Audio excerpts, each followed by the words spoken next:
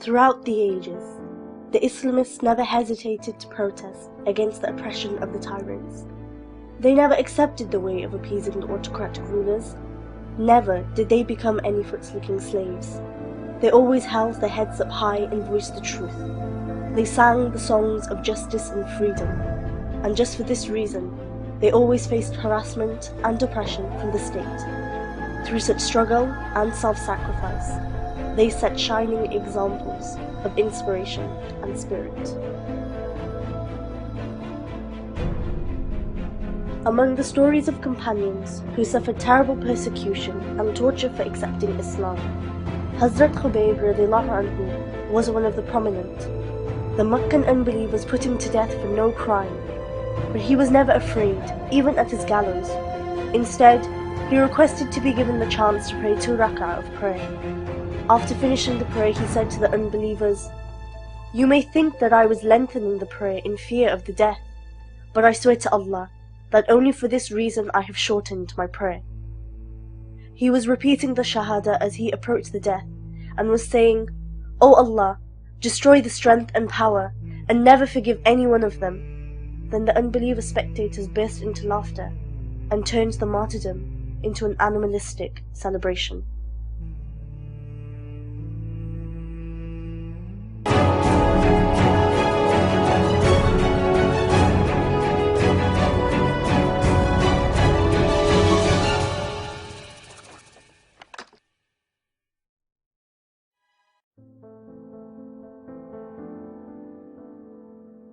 Imam Hassan al-Banna was a social and political reformer in Egypt.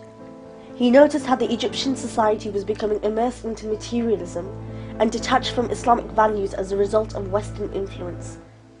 وإني على ثقة من طريقي إلى الله رب السنا والشروق فإن عافني السوق أو عاقني فإني أمين لعهد الوثيق فإني أمين لعهد الوثيق. He established the Muslim Brotherhood with the help of 6 other Islamic personalities, and Muslim Sisterhood with the help of some sisters. This had made the rulers at the time very nervous. They tried to stop this movement by arresting and torturing Imam Hassan al-Banna repetitively. Finally, by the order of the rulers, Imam Banna was shot dead on the 11th of February 1949. After being shot, he was refused admission into any hospital and died from bleeding. Even his burial was done so hurriedly that his own brothers were not allowed to attend that funeral. His 90-year-old father finished the burial on his own. Afterwards, the police began a strict searching of the area inside the local mosques, so that no one could pray for him or display any condolence and or express any sympathy for him. Sayyid Qutb Shaheed was a writer, educationalist, Islamic ideologist and a poet. He became the editor of the Muslim Brotherhood journal Ikhwan al-Muslimin in 1954. He had been writing criticism against the oppression and tyranny of Gamal Nasser's pharaonic rule. He was a vocal critic of the oppressive regime. Nasser's government shut down the journal very soon, and the Muslim Brotherhood was banned, using a trumped-up attempt staged by the intelligence to kill Nasser. Most leaders of the Muslim Brotherhood were arrested and tortured.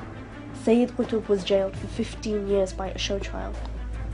After that, he was arrested for the second time with his brother and 2 sisters, along with 20,000 members of the Muslim Brotherhood. They were tried in a special tribunal. Sayyid Qutb and his 2 associates were given the death sentence. He was asked by Nasser's staff to seek clemency from the government, but he replied, "I'm very surprised that the oppressed is being asked to seek forgiveness from the oppressor. I swear to Allah that if uttering some words can save me from the gallows, I am still unwilling to utter those words. I want to return to Allah in such a state that I am pleased with Him and He is pleased with me." He was martyred by hanging on the 29th of August, 1966.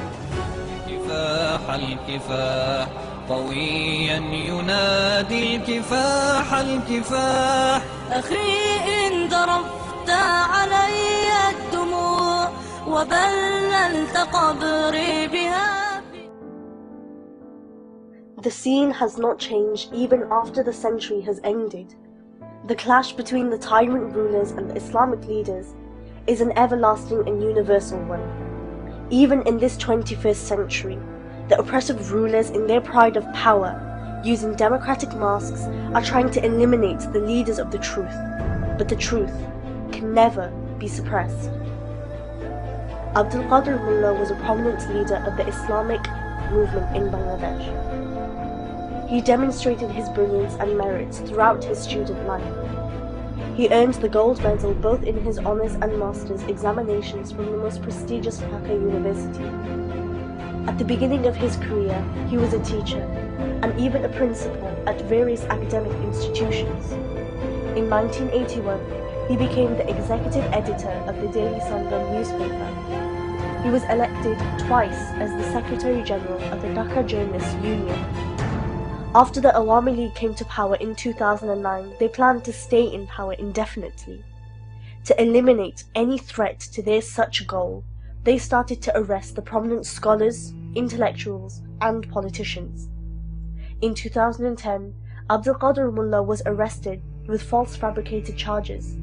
Only because of his involvement in the Islamic movement, he became the target of the secularists. He was first given a life sentence in jail by the politically motivated show trial. But after that, even more despicably, the government changed the law to change that into a death sentence. Despite worldwide condemnation against this, the government hurriedly hanged Mr. Abdul Qadir Mullah on the 12th of December 2013.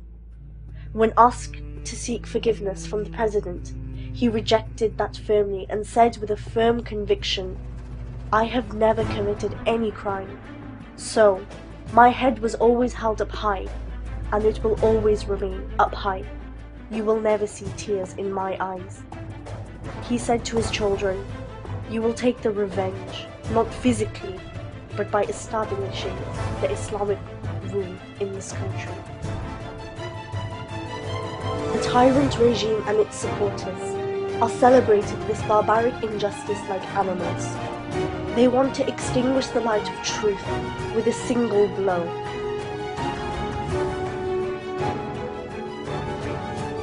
But throughout the ages, this light of truth had been kept alight by enlightened people, even by sacrificing their lives. Their only goal is the martyrdom.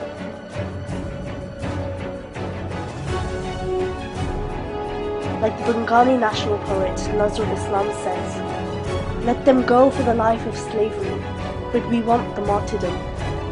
They are always afraid of death, but we search for the death."